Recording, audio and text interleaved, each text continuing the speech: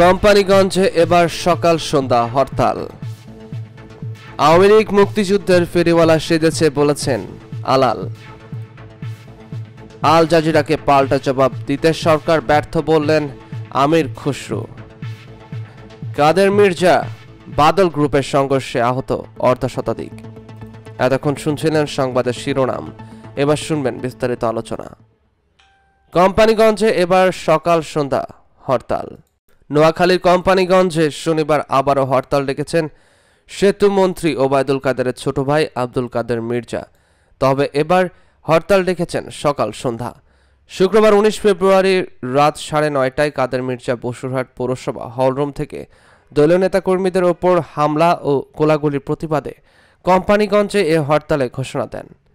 শুক্রবার সন্ধ্যায় নোয়াখালীর কোম্পানিগঞ্জে সেতুমন্ত্রী ছোট ভাই পৌর মেয়র আব্দুল কাদের মির্জার সমর্থকদের সঙ্গে সাবেক উপজেলা চেয়ারম্যান মিজানুর রহমান বাদলের কর্মী সমর্থকদের সাথে সংঘর্ষ হয়।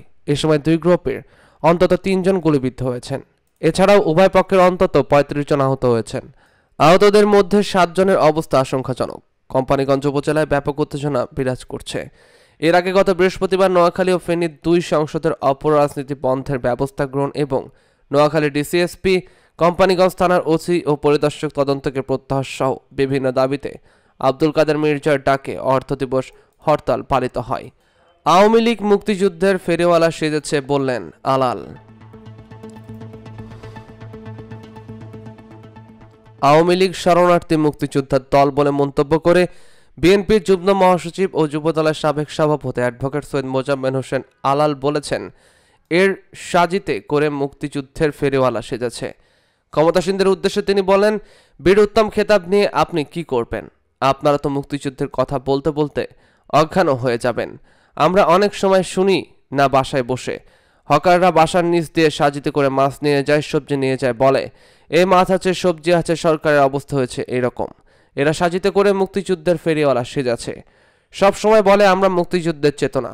শুক্রবার 19 ফেব্রুয়ারি ঢাকা রিপোর্টার্স ইউনিটিতে তাঁতি দলের 41তম প্রতিষ্ঠাবার্ষিকী আলোচনা সভায় তিনি এসব কথা বলেন। আলাল বলেন, এই চেতনা বিএনপি বিশ্বাস করে না। বিএনপি মুক্তিযুদ্ধের পক্ষের শক্তি না, বিএনপি বিপক্ষের শক্তিও না। বিএনপি হচ্ছে মুক্তিযুদ্ধের শক্তি। যারা গ্যালারিতে বসে খেলা দেখে তারপর পক্ষে বিপক্ষে হাততালি দেয়, আওয়ামী লীগ হলো তাই। আওয়ামী লীগ হলো শরণার্থী মুক্তিযোদ্ধা। মরহুম শেখ মুজিবুরের মধ্যে পারলে একটা মুক্তিযোদ্ধা দেখান যার নামের পাশে বীর উত্তম, বীর প্রতীক কিংবা বীর বিক্রম খেতাব আছে। চ্যালেঞ্জ করলাম, এখানে তার পরিবারে কেউ নাই, যে কারণে তারা আজকে প্রতিহিংসায় ভুগছে। বিএনপির নেতা বলেন, জিয়াউর রহমানের অবদান মানুষের হৃদয়ের মধ্যে, তার পক্ষে কোনো যুক্তি দেখানো লাগে না। আদালতে যুক্তি দেখায় আসামি পক্ষ যে আমরা অপরাধ করি নাই। আমরা কেন বলবো জিয়াউর রহমান এই করেছেন সেই করেছেন? ইতিহাস বলে দেয় তিনি কি কি করেছেন। বর্তমানে যে ইতিহাস সূচিত হচ্ছে এই ইতিহাস ইতিহাস নয়। আওয়ামী লীগের ইতিহাস কোনো ইতিহাস নয়, এটা হচ্ছে ফরমায়েশি ইতিহাস। বাংলাদেশের স্বাধীনতা যুদ্ধে দলিল পত্র যেটা সরকার প্রকাশ করেছে সেটা 10ম খণ্ডের 53 পৃষ্ঠা থেকে 548 পৃষ্ঠা পর্যন্ত টানা জিয়াউর রহমানের অবদানের কথা লেখা রয়েছে। আমরা কেন ইতিহাস বলতে যাব? ইতিহাস বলবে। ক্ষমতাসীনদের তিনি প্রশ্ন রেখে বলেন, আপনারা তো মুক্তিযুদ্ধ মুক্তিযুদ্ধ বলে চিৎকার করেন, তাহলে মুক্তিযুদ্ধ মন্ত্রণালয় বেগম খালেদা জিয়ার করতে হলো কেন? আপনারা তো করতে পারলেন না। বেগম খালেদা জিয়া করেছে মুক্তিযুদ্ধ মন্ত্রণালয়, আর আপনারা একটা বাজে লোককে, নীতিহীন লোককে, গর্হিত অপরাধী একজন লোককে মুক্তিযুদ্ধ বিষয়ক মন্ত্রণালয়ের দায়িত্ব দিয়েছেন। ওই লোক বসে বসে শহীদ মুক্তিযোদ্ধা, বীর মুক্তিযোদ্ধা ও জীবিত মুক্তিযোদ্ধাদের নামের তালিকা প্রকাশ করায় রাজাকারের তালিকা দিয়েছে এই আকাম মোজাম্মেল হোসেন। যুবদলের সাবেক সভাপতি বলেন, আওয়ামী লীগ আজকে যত ভালো অবস্থাতে থাকুক, যত বড় বড় কথা বলুক, যত অত্যাচার নিপীড়ন আমাদেরকে করুক, একটা কথা মনে রাখবেন, সকল বিজয় সবসময় গৌরবের না, আর সকল পরাজয় সবসময় লজ্জার না। যদি তাই হতো তাহলে বাংলা, বিহার, উড়িষ্যার স্বাধীনতার জন্য নবাব সিরাজউদ্দৌলা পলাশীর প্রান্তরে যে যুদ্ধে পরাজিত হয়েছিল সেই যুদ্ধে বিজয় মির্জাপুরকে এই 250 বছর পরেও মানুষ গালি দেয়, কিন্তু পরাজিত সিরাজউদ্দৌলাকে এখনো মানুষ সালাম দেয়। আমরা তো সেই রক্তের অধিকারী, উত্তরাধিকারী। মির্জাপুরের রক্তের উত্তরাধিকার হচ্ছে যারা এখন দেশ শাসন করে জোর করে তারা। টিকা নিয়েও আওয়ামী লীগ রাজনীতি করছে মন্তব্য করে তিনি আরো বলেন, একজন টিকা দেয় 200 জন পাশে দাঁড়িয়ে ছবি তোলার জন্য। এমনভাবে টিকা দেয় মনে হয় কোরবানি গরু চেপে ধরে ওটাকে জবাই করা হচ্ছে।